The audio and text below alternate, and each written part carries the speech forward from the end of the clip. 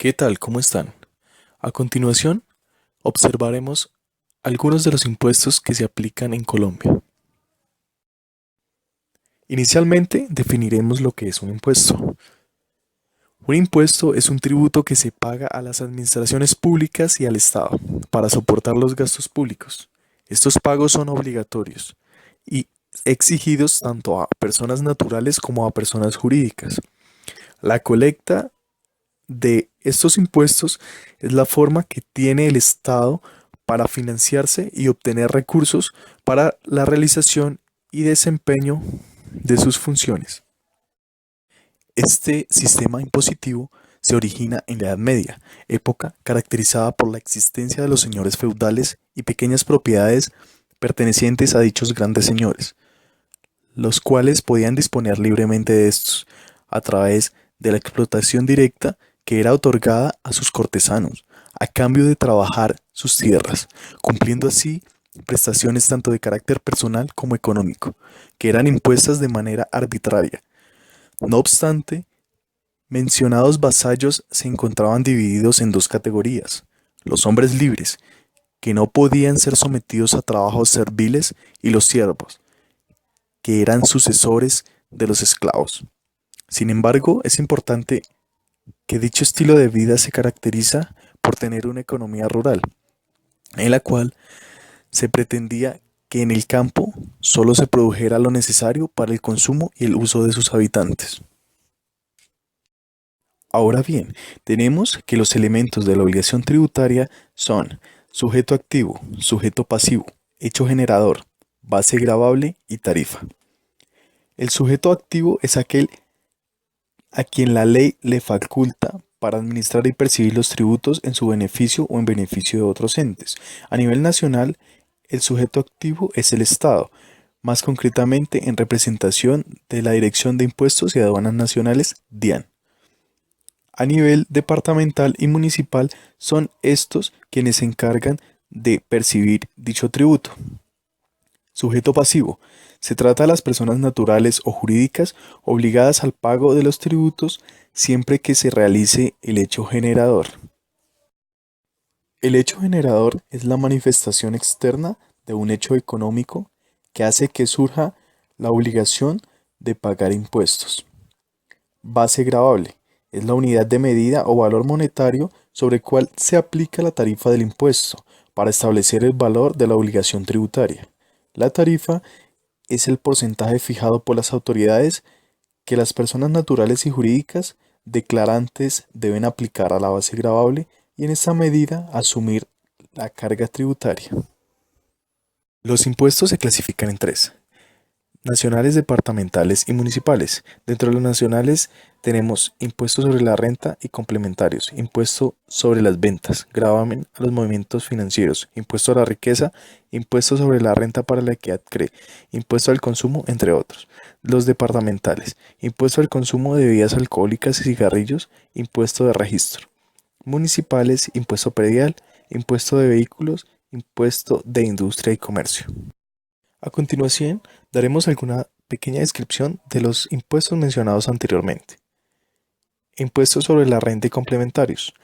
Este tributo grava los ingresos de las personas que sean susceptibles de incrementar su patrimonio y su tarifa, aplicable a la base gravable.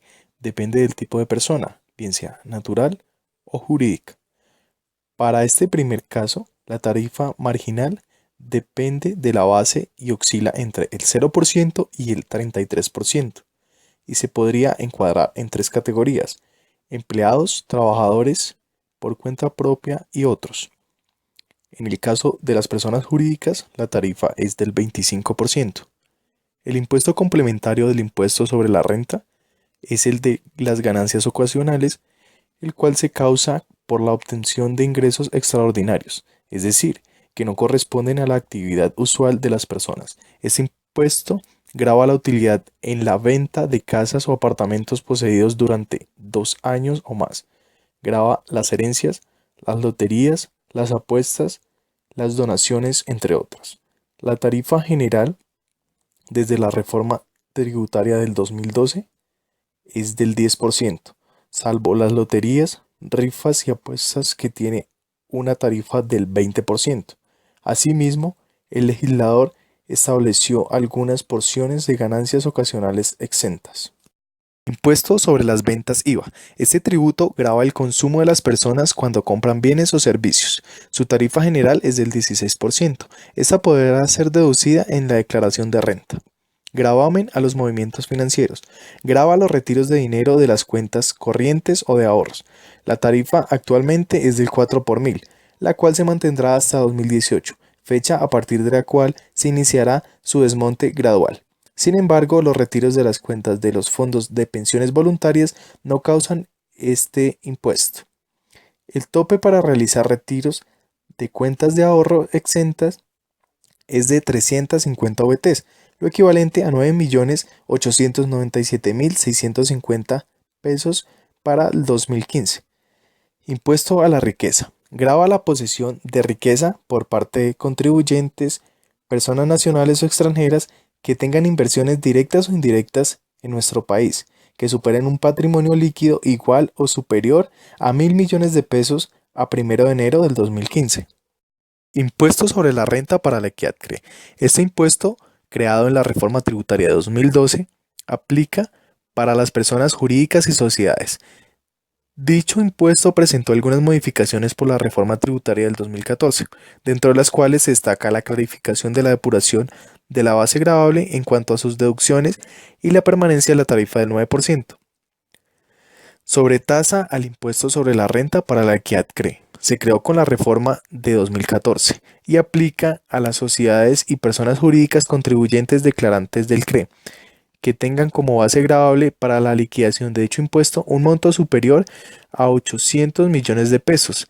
Esta regirá por los años gravables 2015, 2016, 2017 y 2018, con tarifas del 5, 6, 8 y 9% respectivamente, durante los cuales se deberá pagar siempre anticipos. Con ello, por ejemplo, en el año 2015 se liquidará la sobretasa del 2015 y se generará el anticipo para el 2016. Impuesto complementario de normalización tributaria. Aplica para aquellas personas que hayan omitido activos o incluido pasivos inexistentes en sus declaraciones tributarias, teniendo la opción legal de hacerlo. Es complementario del impuesto a la riqueza y aplica a los contribuyentes del mismo o a declarantes voluntarios. Este impuesto se declarará, liquidará y pagará en la misma declaración del impuesto a la riqueza.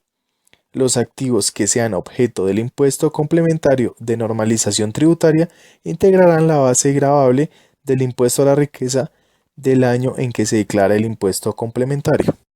Impuesto de Industria y Comercio. Este es un tributo de carácter municipal que grava los ingresos obtenidos por el ejercicio de actividades económicas, bien sea industriales, comerciales y de servicios, y cuyo producto se destina a atender los servicios públicos y las necesidades colectivas de la respectiva entidad territorial.